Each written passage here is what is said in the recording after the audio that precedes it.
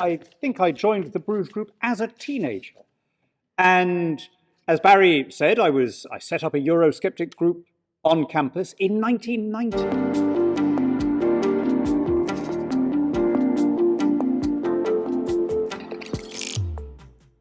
And the then head of the Bruges Group, Patrick Robertson, who never had a shrinking violet issue, said, no, you must call it the Bruges Group. And I said, well, I'm not sure that anyone will really know what that means. So we went with Campaign for an Independent Britain. And that was, my word, we were a tiny minority in those days. I think I really got stuck in. I see our friend Bill Cash over there. Let's give him a round of applause for what he's done over the years. But I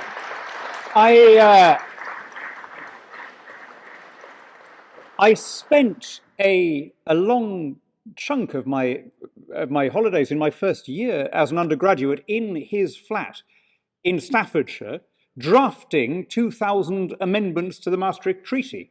And I did that along with a man called Syed Kamal, who I now share an office with in the House of Lords. But we were, my word, we were few in those days. So, and do I see Henrik Overgaard Nielsen over there, who's another of the long marchers, now, I think, playing in a rock group with Syed. We're trapped in some kind of Anthony Powell novel. It's all the same thing. But I really wanted to say thank you to all of you in this room for making it happen. If we think how unpopular we were, how few we were, and how fierce were the forces ranged against us in the 1990s, to have come from there to deliver a majority in a popular referendum against all the party leaderships, all the corporations, all the financial institutions, all the trade unions, all the quangos, and every foreign government, as we just heard, was little short of miraculous. So to all of you in this room, and I can recognize one or two other faces among the long marchers, to all of you who were part of that, thank you and congratulations.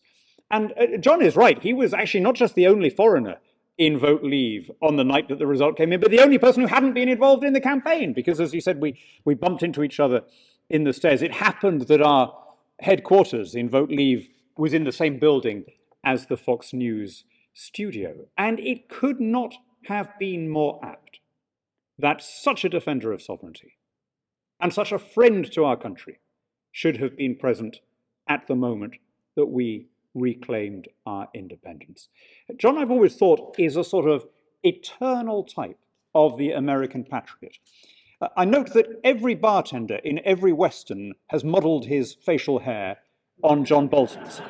And they, like him, are, if you like, the conquerors of the frontier, the hard-working and underappreciated people, underappreciated by the stars of the movies and underappreciated by the audience.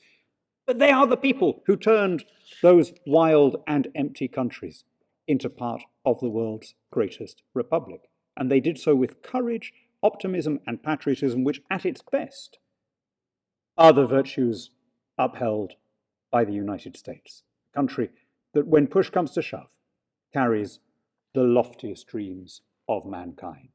John has always been a great public servant and a great patriot, and it is his misfortune and his government's shame that that patriotism is not reciprocated, and that he should now find himself on the receiving end of an almost Latin American political persecution simply because he refuses to join the personality cult of a leader. I want to go back to where Barry started when he introduced the evening, talking about the Anglo-American alliance, what it stood for, and where it's going. And I want to take you right back to the start of it, a few months earlier than that Churchillian address to Congress. I want to take you back to a day in August 1941, a long summer day off Newfoundland, the day that Franklin D. Roosevelt made the longest walk of his presidency. In a way that would nowadays be unimaginable, the media of that time conspired to hide the fact of FDR's disability, his polio, from the population. So every photograph of Franklin Roosevelt showed him seated or standing unaided.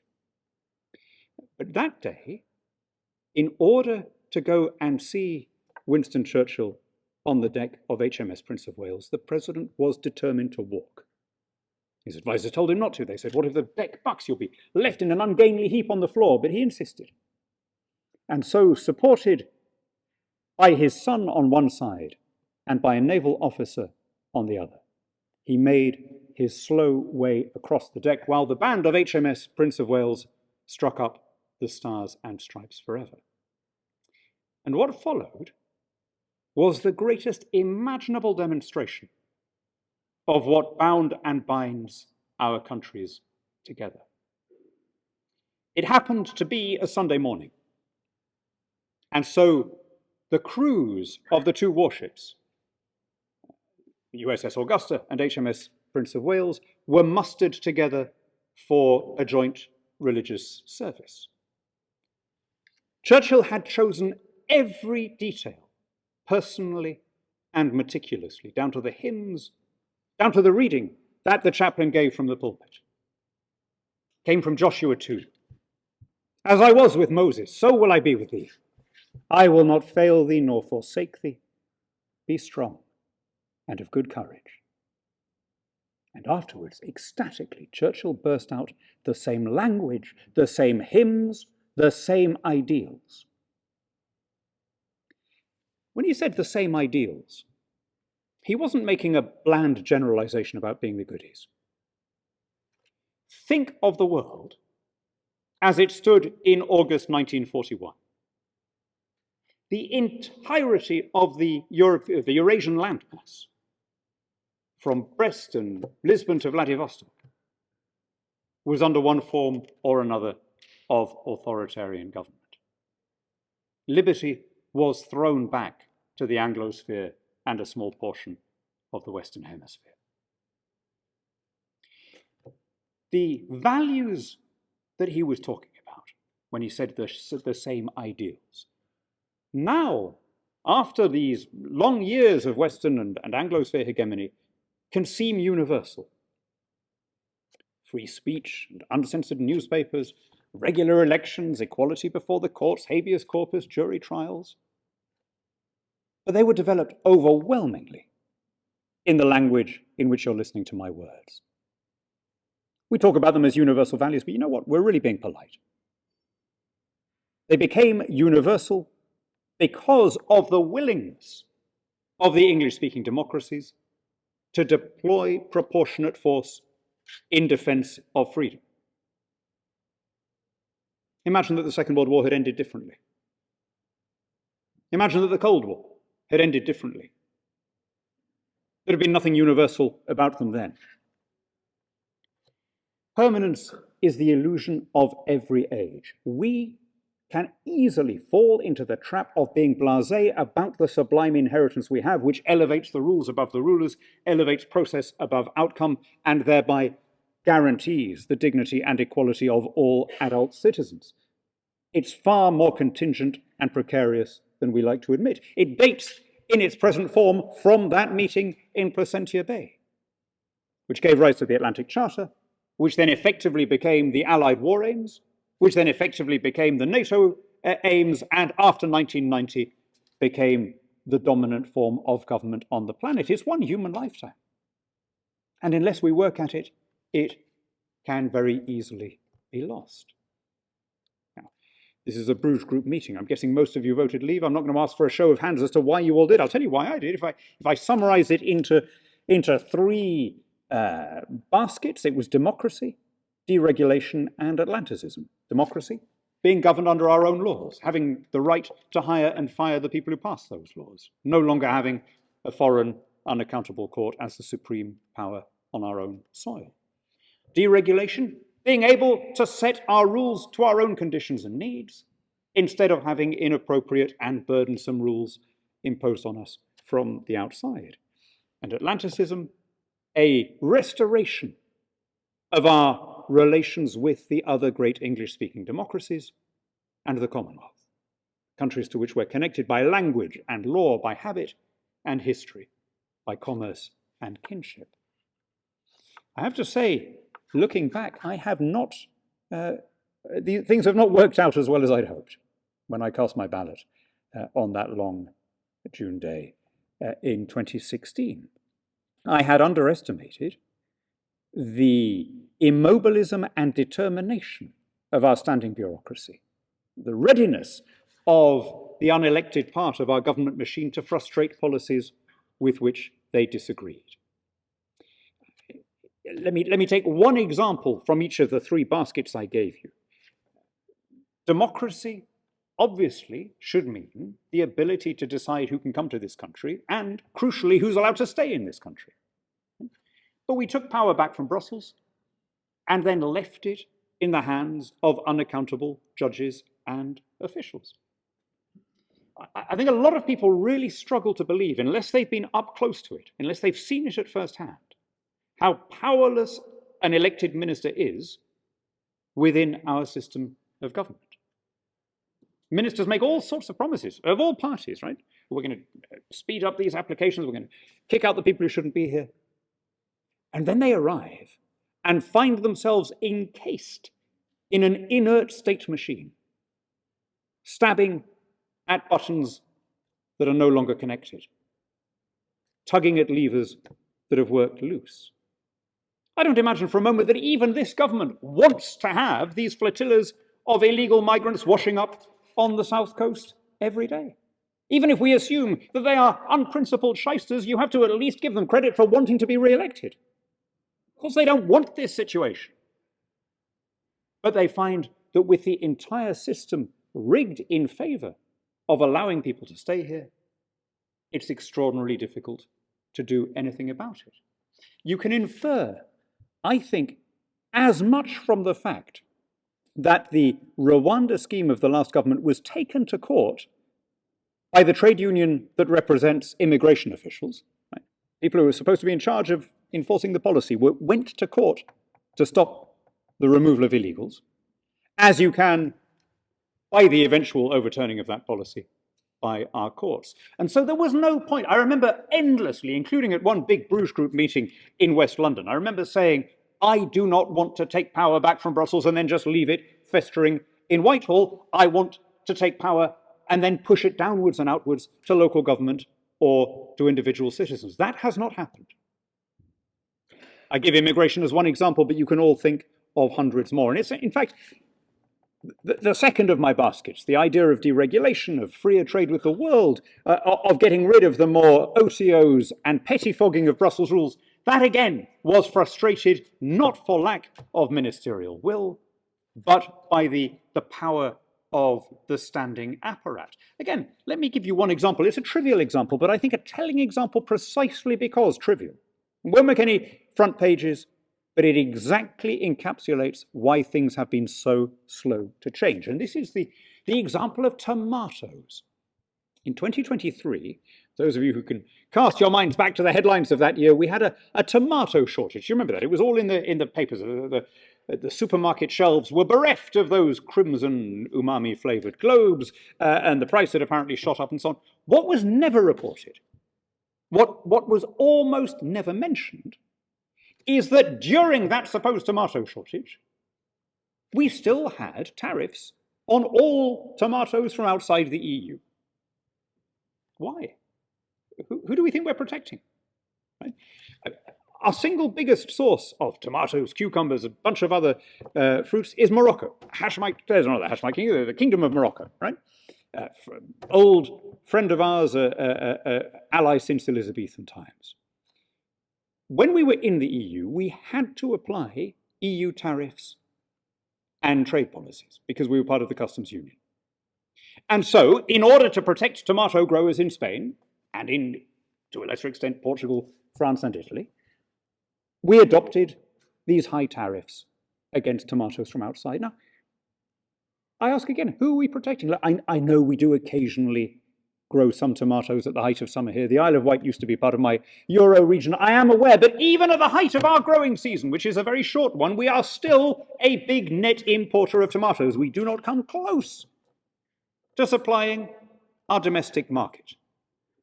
And by the way, even if that's your argument, it's a very poor one because the Moroccan tomato growing season and the British tomato growing season do not overlap by a single day. They are counter-seasonal, right?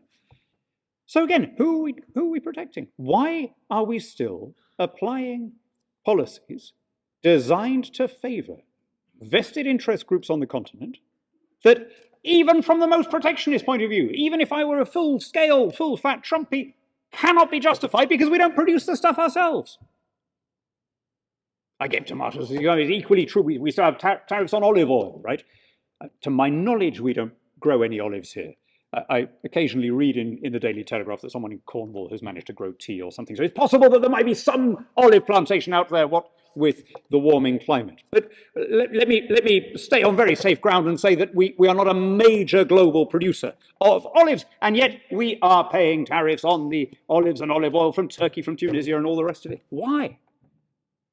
What possible rationale? Well, you can imagine I was on the Board of Trade after Brexit, and I kept pushing, not only for this, for liberalisation across the board, but this is the one I want to focus on because it so neatly illustrates the point. Every minister said, yes, of course, this is absolutely absurd, let's get rid of it. And it just didn't happen. They kept on giving instructions, and it didn't happen, and it didn't happen. Oh, well, minister, it's all part of this big package, and we mustn't give it away, but it'll happen very soon. On several occasions, I actually went through this little choreography with the minister in the House of Lords, terribly sweet man, Richard Bennet, where we would pre-arrange a Q&A so that he could get it on the record. I would stand up and say, can my noble friend tell me when we're going to get rid of these tariffs on Moroccan tomatoes? And he would say at the dispatch box, yes, I've given instructions for this to happen. Any day now. And he would say that so that it would be on the record in Parliament, so his officials couldn't pretend that he hadn't said it. Still hasn't happened. Right? So I could give you more dramatic ones, but think of how many thousands of those Moroccan tomato examples there are. Why have they not done it? Well, look, I've run out of alternative explanations because a big chunk of our permanent nomenclatura want to go back into the customs union and therefore don't want to diverge one iota from EU trade and tariff policy because it will complicate our going back in. But it's the third basket that I really wanted to talk about, it being our theme tonight, my dream of Atlanticism. And I feel I may lose a bit of the audience here, but I worry that the principles of the Atlantic Charter of 1941 are being lost rapidly in the United States, more slowly and more insidiously here, because we are failing to sustain them, and I think we don't appreciate our good fortune in having inherited what we did. Shouldn't it bother us that it's now normal to go to court to contest every election? Wasn't part of the deal of what made Anglosphere democracy a readiness to accept outcomes that we didn't like if they were legitimate outcomes, right? When our party lost, we accepted the umpire's decision. When we thought a law was a stupid law, we nonetheless obeyed it and we tried to change it through the proper democratic mechanisms and procedures. That is not happening. Even if the President of the United States were otherwise a man of unimpeachable modesty, wisdom, intelligence, self-restraint, and good looks, it would still, for me, be a deal breaker that on 3 subsequent occasions, at every election he fought, he had declared before a single ballot had been cast that he could not lose other than through fraud. Now, ladies and gentlemen, it seems to me that when you're in a democracy, there should be a penalty for being anti-democracy. And that's what it is when you say that the only outcome you will accept is one where you win, that otherwise it's illegitimate. That is an attack on the fundamental system, that the fundamental belief that process matters rather than just outcome. I don't want to harp on the travails and persecutions of many good public servants, of whom John Bolton is just the latest in line. But, you know, I spent the early part of my life in South America, and I always used to think that with time, as those countries became wealthier and more educated, more literate, that they would become more like North America. It seemed to me, I made the classic error of assuming permanence and progress, of being a teleological observer, of thinking that there would be progress towards some wealthier, happier, and freer liberal paradigm. But actually what we see is the opposite. What we see is the US becoming much more like Latin America, with the personality cults, with the readiness to use and weaponize the justice system to go after people that you don't like, with the picking of fights with neighbors, threats of annexation against Canada and Denmark, a classic sort of caudillo move, and with the absolute unwillingness to recognize that there should be a distinction between the public office of the head of state and his private interests. Again, you get the odd rogue. It happens in politics, but it's the way in which the country is going along with this. Was I alone in finding it slightly grotesque that he kind of quadrupled or something his personal wealth with that digital currency scam within days of taking office? Wasn't there a time when people would have objected to that? Or at least tut-tutted about it? But the danger is that in an utterly polarized society, when everything is seen through the prism of hurting the other side, we lose our sense of what elevated and ennobled our societies in the first place. And it's here that I really do want to dwell on foreign policy for a second. What was the really distinctive development of the Atlantic Charter? What was the thing in terms of international relations that most defined the world after 1941 when it was signed, but particularly after 1945, or at least after 1944 when we could enforce it? The idea that you couldn't just invade a neighboring country. That is what distinguishes the post-war from the pre-war era. The idea that national sovereignty, territorial jurisdiction, and the integrity of existing borders had a force and a permanence beyond the capacity of small countries to defend themselves. That it was everybody's business when that international order was undermined, because we'd all seen where that led before. And what's extraordinary about the Russian invasion of Ukraine is there isn't even a pretense of some disputed border here. There isn't even it's not one of those long-standing disputes where different maps show different things. It was a straightforward invasion because they could. Straightforward Machtpolitik. And that's exactly what the NATO alliance and the Western order was set up to stop. And it's made the world, by the way, a lot freer and a lot happier, right? Steven Pinker argues in his book on the decline of crime that the single best thing to happen to the human race was having some kind of functioning police force, some kind of social order that meant that not all of us had to defend all of our own property personally, that we could outsource that and then use all the time that was freed up by not having to patrol around with shotguns to make and sell and invent other stuff. Well, something similar, I think, pertains among nations. Right? Obviously, I'm no more a globalist or supranationalist than John is. I'm a Bruegist. But there are some old precepts that predate the modern order. And one of them, for example, is the sanctity of diplomatic missions. It's quite striking that a week ago, the Russians struck the British Council and the EU mission in Kiev. I mean, if the United States invaded Cuba tomorrow, one assumes that the diplomats would be peaceably evacuated through neutral countries. Barely a peep. It made absolutely no difference either here or in the US to the rhetoric. And I find this deeply alarming, that we've become so polarized, so partisan, so one-sided, that we are now effectively siding with the aggressor, which invaded a country that offered it no threat, because everything is seen through the prism of, Russiagate, Hunter Biden, whose side are you on, etc. We should hold ourselves to a higher standard. Okay, what's my solution? What are my solutions? Well, first of all, more democracy.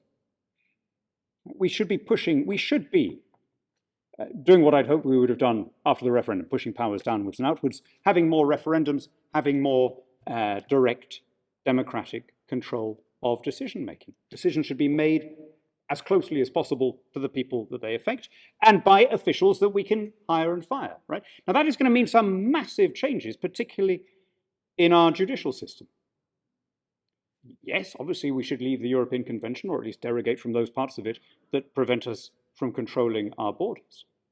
But don't make the mistake of thinking that that is a silver bullet. If we left the ECHR tomorrow and made no other changes, I don't think there would be any impact on the ground in terms of the illegal migration, or indeed in terms of the inability to deport criminals or other undesirables. First of all, there's a bunch of other treaties that are regularly now cited by our courts, ranging from the UN Convention on Refugees to the Convention on the Rights of the Child. We need to look very carefully at the way in which they are being used to overturn the will of Parliament. Then we have a load of domestic statutes, and indeed domestic case law. And even if we got rid of all of that, we are left with a highly politicized judiciary, several of whose members are now openly in the business of making rulings on the basis of what they think the law ought to say, rather than what it says. I cite it only because it's the most recent example, but the judge in the case on the asylum hotel in Epping, the appeals court judge who overturned the earlier ruling that it could be closed down, was a member of the chairman of the Fabian Society, chairman of the Society of Labour Lawyers, a founding member of Matrix Chambers, right? These are, this is, and nobody thought that odd, right? Nobody thought, well, he's an outlying left-wing judge. That is where the judiciary is coming from, which is why we have all of these extraordinary cases of repatriation orders being overturned because somebody's partner finds it too hot in the Caribbean, or somebody's wife doesn't like the food in Albania, or whatever it is. Because we have a group of people who are legislating from the bench, determined always and everywhere to overturn deportation orders, however flimsy the pretext. We need to tackle that. We need more democracy, we need more sovereignty. We need to pull out of a number of these treaties. I'd like to have more direct democracy. I'd like to have more referendums. The great Indian economist Amartya Sen said, don't ask whether a nation is fit for democracy, it becomes fit through democracy. One of the countries in Europe that has avoided an awful lot of the travails of its neighbours is Switzerland, because the Swiss citizens, being regularly badgered for an opinion and a vote, are extraordinarily informed about how much their government spends, about what the trade-offs are. They have become better voters through a more democratic system. What else?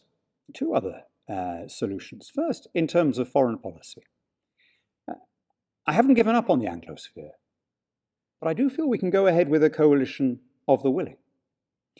The essence of close and institutionalized cooperation in foreign policy is that you do it with countries that you know you're never going to fall out with. Now, which countries are in that category for us? Which serious, I mean, I'm not talking about tiny ones, but which serious countries capable of deploying force are in the category that it is unimaginable that we'd ever be on opposite sides in a war? Well, I can't really say the United States with confidence, not under this administration. But I would still say Canada, Australia, and New Zealand. I think there's a very strong case for going ahead with a Kanzuk arrangement that would provide for free movement, at least of labour, without benefits rights, much closer free trade, and institutionalized diplomatic and military cooperation. And I'd love to leave the door open for a future US administration. But at the moment, I don't see any prospect of the current one being interested. We should go ahead. By the way, that would sort of double our GDP. It's a very, very immediate question that, I mean, John will be more expert than I am on this, but a very immediate question caused by the Putinite policy of the White House, which is, what about our nuclear deterrent?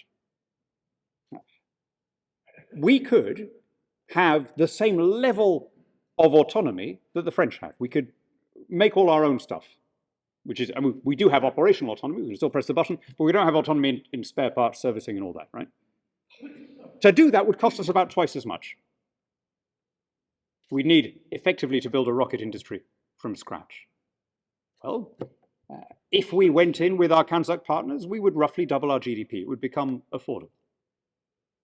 We'd have the economies of scale that would allow us to develop advanced drones, satellite communication satellites, computers, and so on.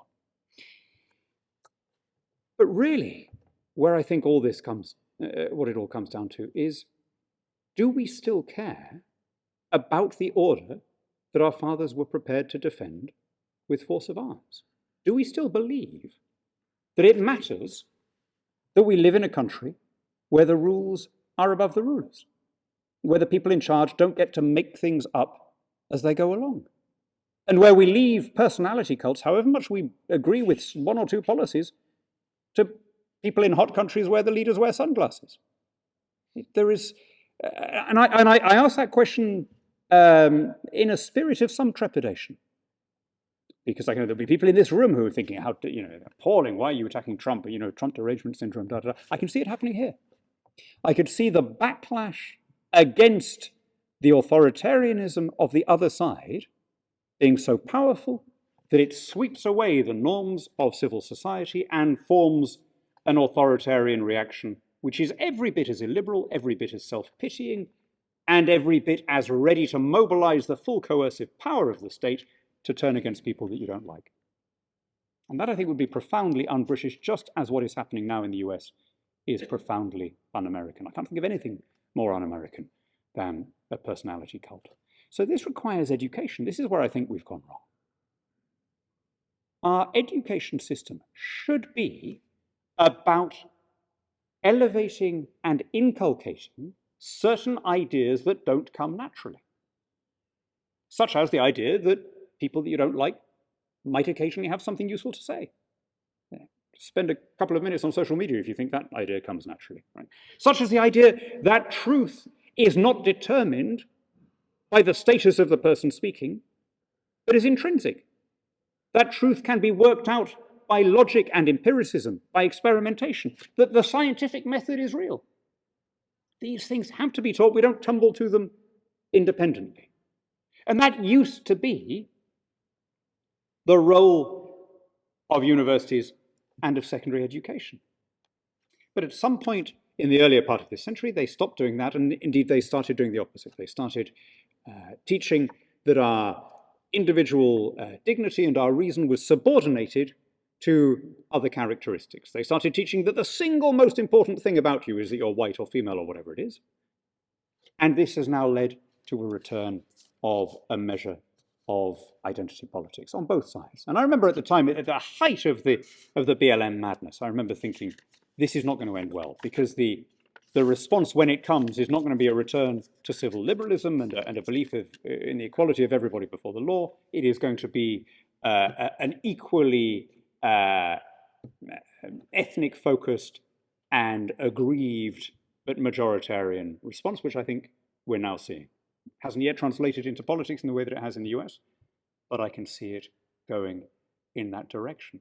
So I would close by saying, by repeating what John Milton, the great blind poet John Milton, said to the Lords and Commons in the 1640s, remember what nation it is whereof ye are.